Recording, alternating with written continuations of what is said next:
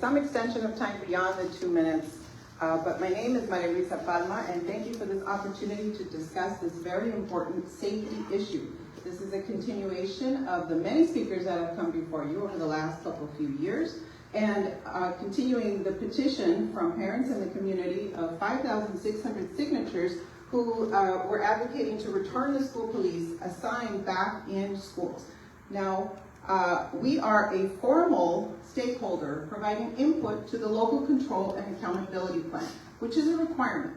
You, as a district, get local control through the LCFF, local control funding formula. We as stakeholders get the LCAP, the local control and accountability plan, where we are supposed to be able to hold you, the board and executive management, accountable for the effective use of funds based on your implementation of the plan and your metrics in the plan. But I believe that system is broken. Where is the accountability? If it's not analyzed and discussed in terms of the metrics, no one can hold you accountable. When you approved the LCAP, as all of you did here, all of you made a commitment to be held accountable for implementing the actions, for meeting or exceeding the metrics, judging from the baseline to the targets that were used for the use of the assigned funding, just like you see here on this slide. So this is about the use of funds. You said that you would be effective based on the metrics that you established in that plan. Now, these formal metrics and the program measures, the problem is if they're not discussed, that prohibits meaningful engagement with the stakeholders. And so therefore, the stakeholders cannot keep you accountable. The resolution questions if the metrics are appropriate and proposes additional metrics such as I-STAR incidents. The school police calls for service. We're requesting a comprehensive safety accountability plan that will bring all of this together, all towards allowing local control. At least another minute. Please take another minute. Thank you. Just 1 minute. Local control and decision making to include the school police being assigned at the school level. Sorry. Now, we have a lot of data in this presentation. I hope we can have questions, time to ask, for you to ask questions. The families and the parents that signed this petition don't blame the criminal justice system for what is wrong in our communities, but they do blame the education system for not creating a compelling alternative to gang culture, to a life path away from drugs, crime, addiction. They're looking for a life path that leads towards family values, discipline, order, economic growth. The families are desperate. They're being ripped apart from their children. And parents that sign this petition that want the school police back should not be demonized. We are asking you to be accountable for the outcomes and at least admit that these performance measures at best indicate that the performance is stagnating.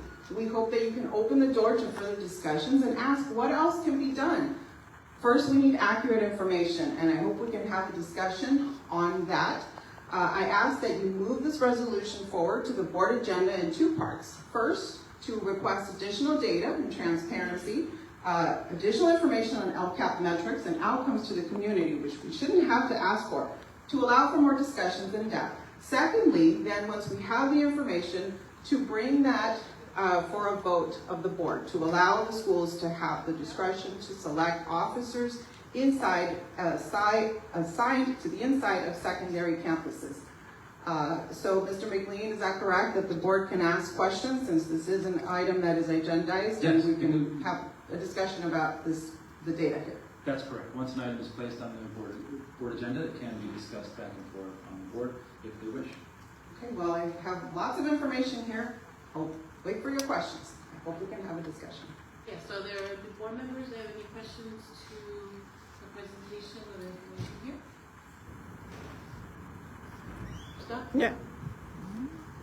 I have a question. So, in other words, have you made, let's say, a survey of, let's say, high school areas and asking parents, students, teachers, faculty members, and community if they wish to have a school police officer? Is there some kind of surveys that have been made that you can show that this is what this school wants? Some schools may say no, and some schools may say yes.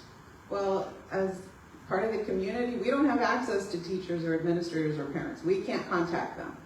We did have one of the parents here who did create a survey that was sent out to some school principals. Is that right, Jenna? Yes.